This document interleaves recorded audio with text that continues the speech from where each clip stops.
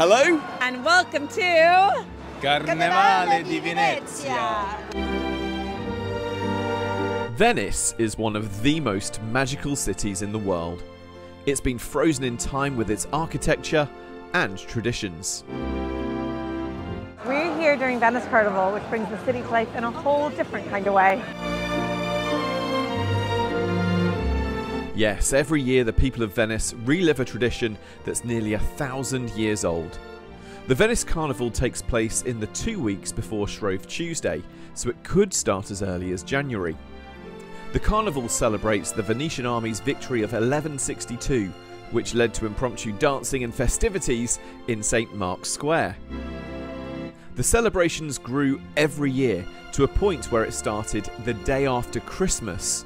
That's 2 months of partying. People would dress in their finest clothes, attend balls, and wear the famous Venetian masks.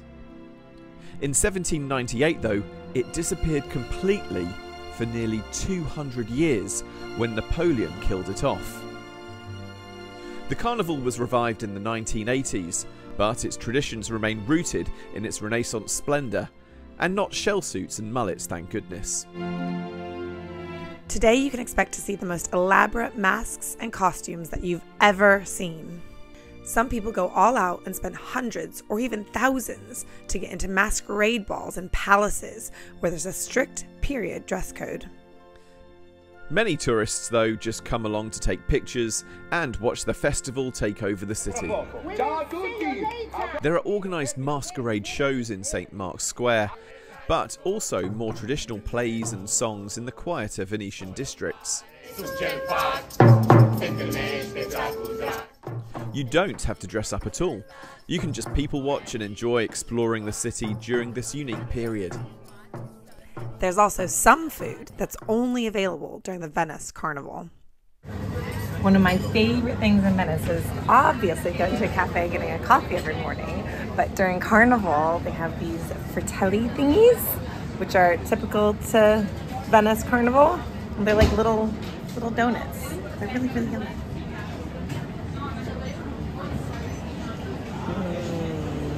Good.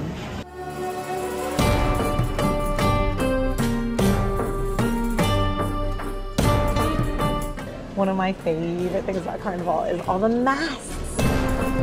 The iconic Venetian mask is a symbol of the festival. The story has it that the anonymity allowed high society to drink, gamble, and party without anyone knowing who they really were.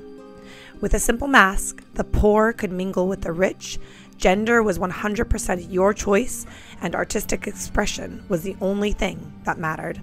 It was a total cultural leveler.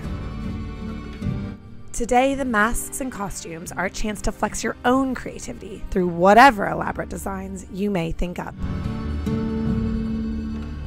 The mask makers have had their own guild for more than 500 years. They take their jobs very seriously. The art artisan not have time, relative time. Time for computer, for industry, for machine, not for handmade. And they love not have time. Sorry. Yes, I agree. After a while, you almost get used to seeing people wearing masks, and you quickly realise this isn't some Eyes Wide Shut or 50 Shades of Grey festival. You can buy one anywhere from €2 to €200, and they have workshops where you can make them, or you can watch people make them, you can hire them. But my favorite thing to do is to go into mask artists. They paint these masks, hand paint them, and do all different types of them, and you have to go check it out. But there's no way I'm gonna let the Venetians have all the fun. I think we're gonna have some mask fun ourselves.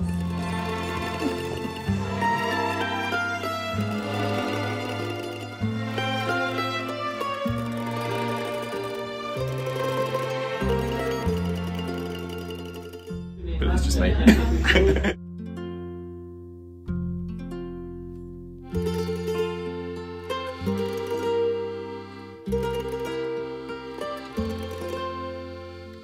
Everywhere. You could wear a violin hat. You could have a violin on your head if you wanted. But how could you ever buy one? Because it's like choosing your favorite child. They're all so beautiful. It's impossible to find one that you love the most. It was really tough to pick a mask as there are so many to choose from. But in the end, as we found out, the mask chooses you.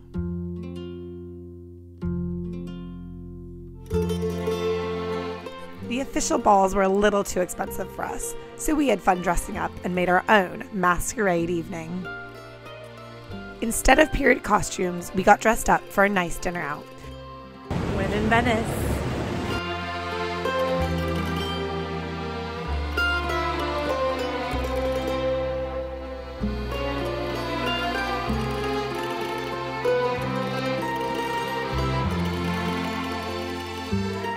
No one batted an eyelid as we walked around the city in masks, and it was fun to feel a part of the action for a few hours.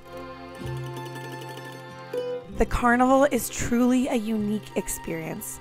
You get to explore Venice, but also immerse yourself in a 1,000-year-old tradition at the same time. The other bonus is that the city is still much quieter than the summer, and much cooler to walk around.